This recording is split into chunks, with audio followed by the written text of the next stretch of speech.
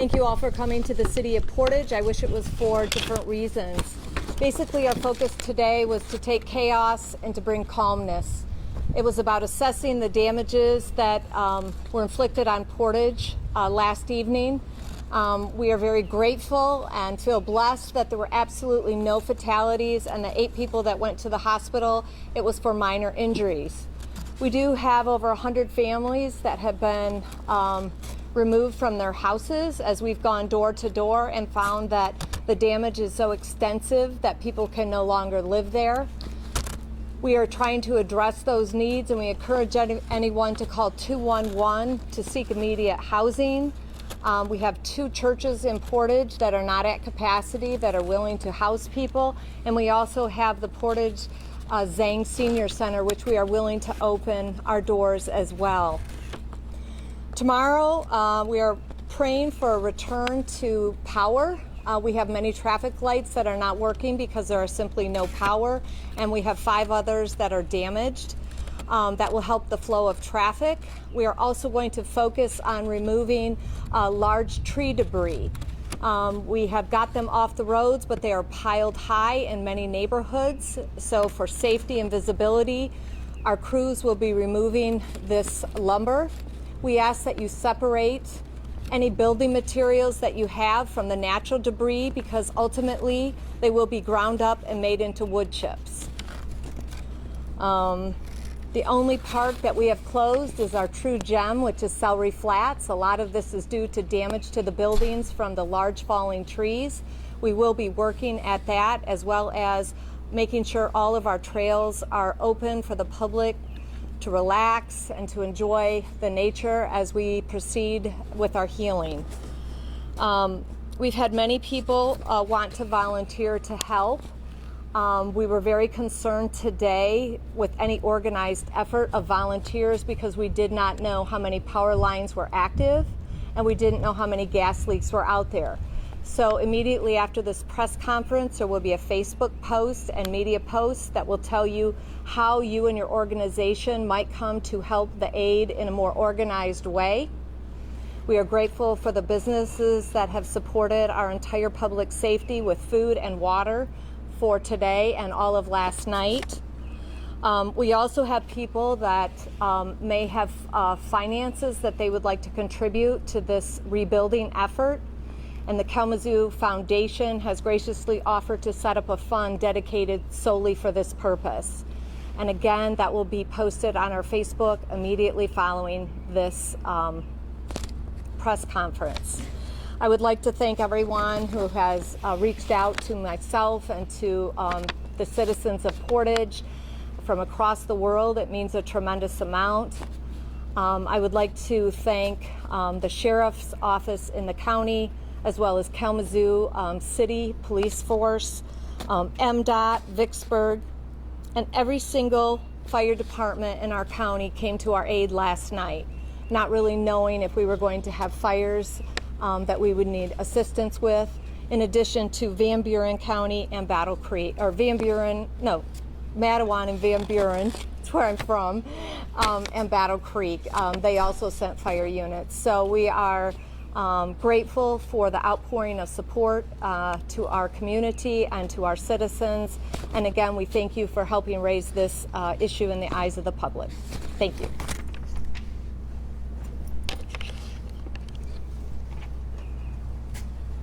Now, I'd like to invite Sheriff Fuller up to the podium to make a few comments about the county response at this time. Thank you.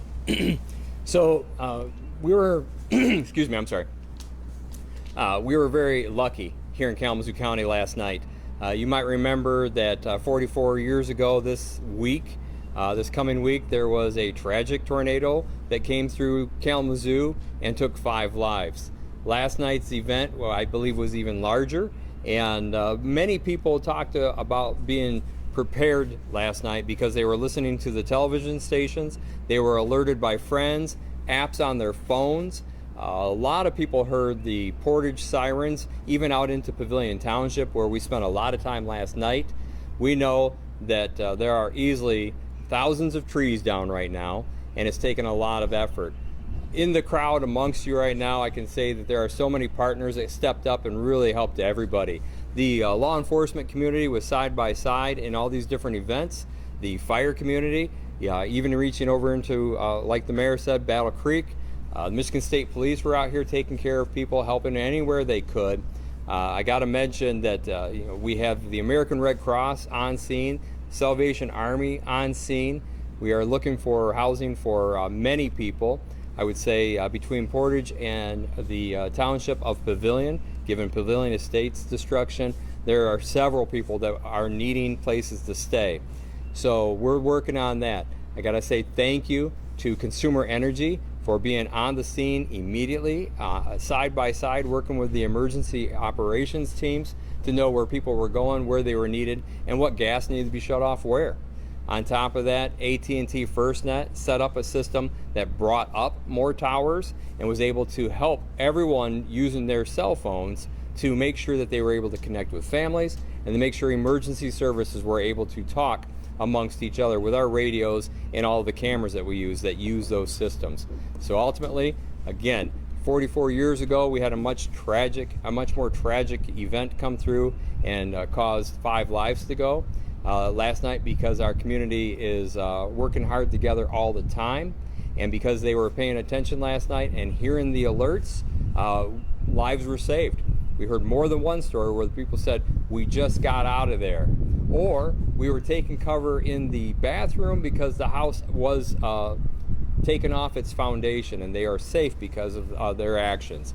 All of those things were successes. One of the things I saw on my way here, there's a lot of traffic congestion, and I understand why, because there's a lot of roads closed. But one of the vehicles I saw on my way here, I was sitting behind a vehicle, and their license plate was Rise Above.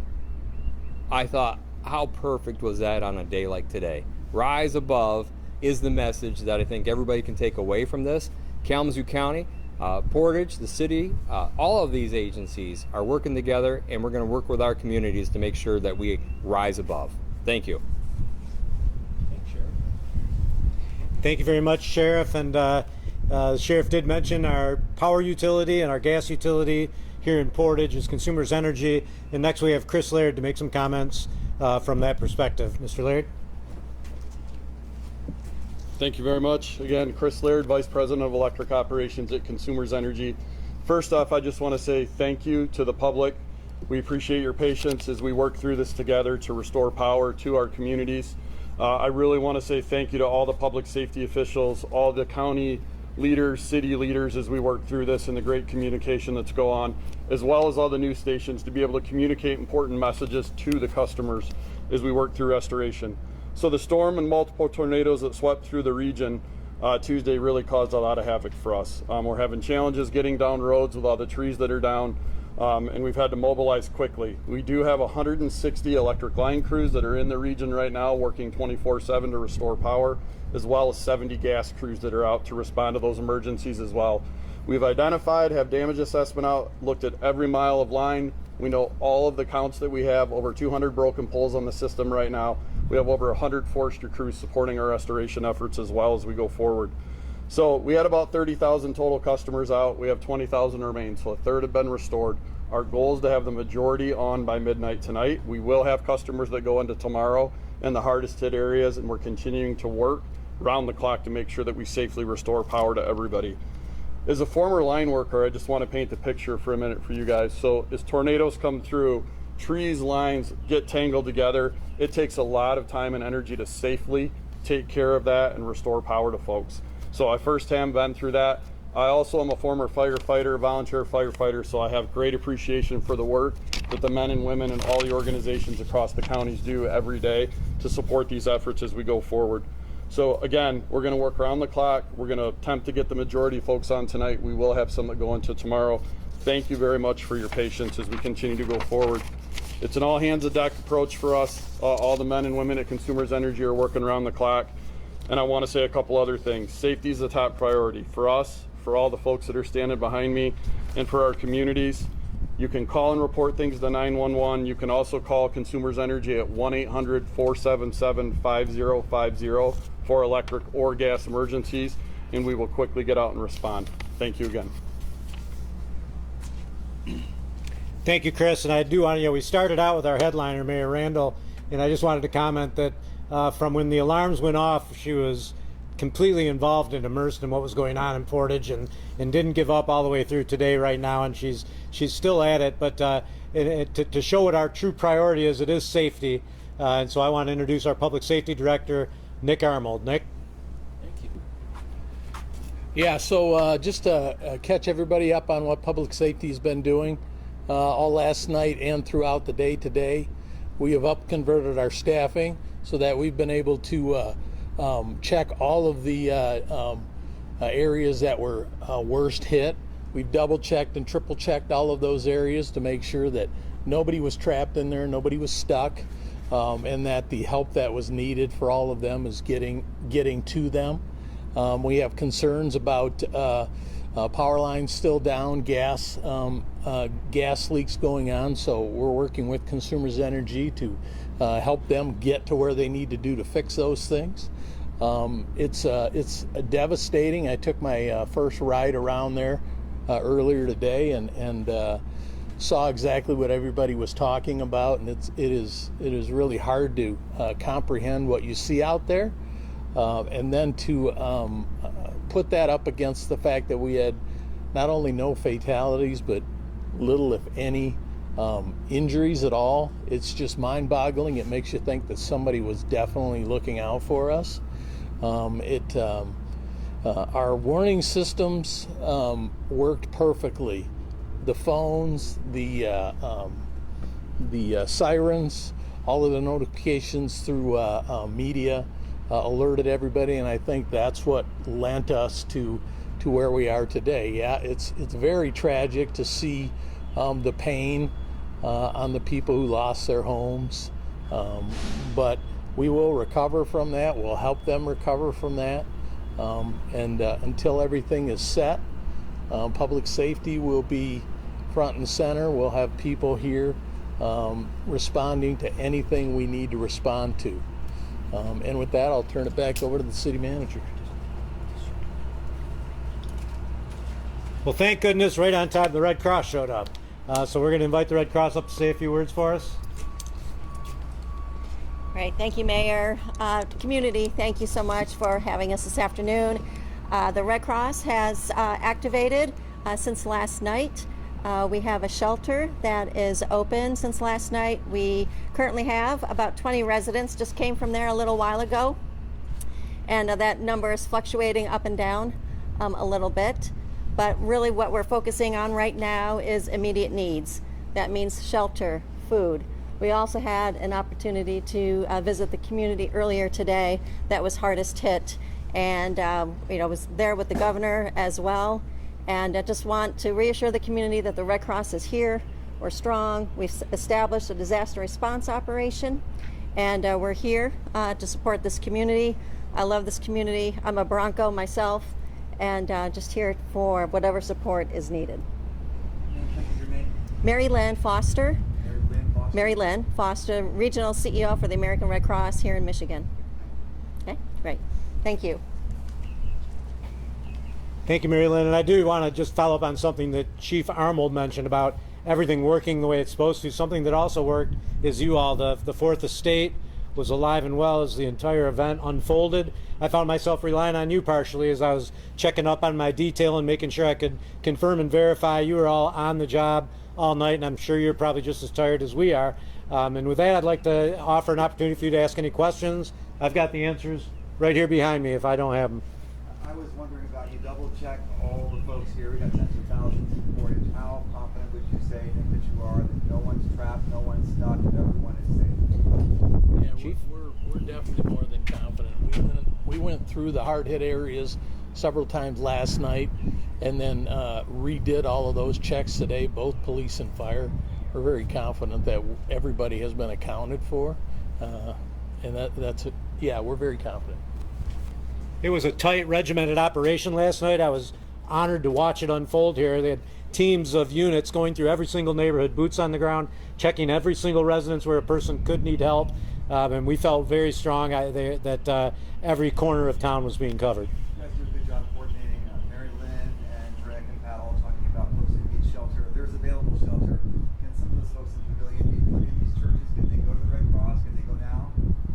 100%, but I'll let Mary Lynn answer that. Yes, absolutely. We do have residents from the pavilion, from that community, at our shelter right now, as well as anyone in the community. Even if if you need a small respite, you can come join our attend our shelter free of charge.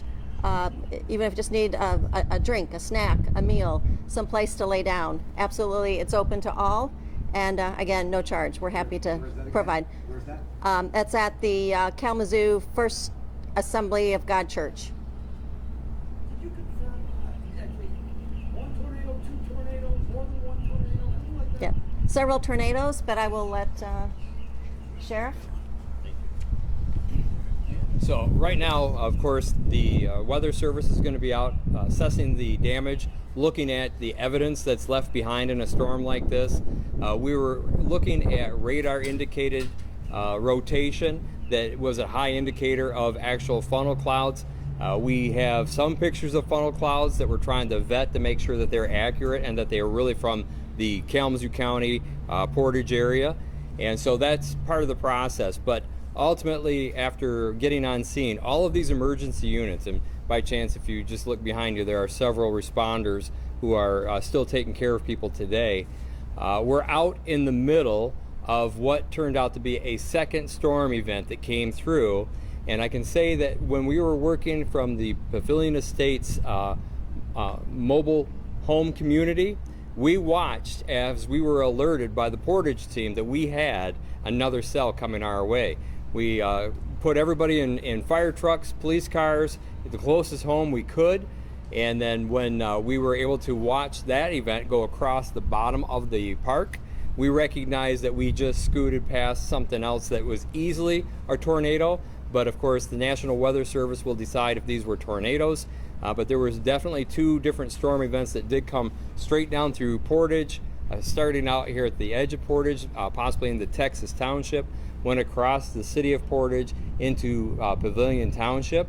Oddly enough, and I've not seen this before in the history of my nearly 38 years of emergency services, these two events were within an hour of each other, and these two events were at one point 700 feet between them. And so that's something that really struck many of the responders last night as we were alerted and as we took cover, that we were shocked to see that such a close window and another storm. And as much as I say a close window, if something like that's going to happen, we normally see that within 15, 20 minutes, maybe a half hour. I believe we were just over an hour or near an hour later when the second event came through. Could you possibly assign a dollar figure to what we're looking at countywide? So right now we're very cautious about that, of course. Just looking here at the city of Portage, and their teams are out there trying to do the same assessments.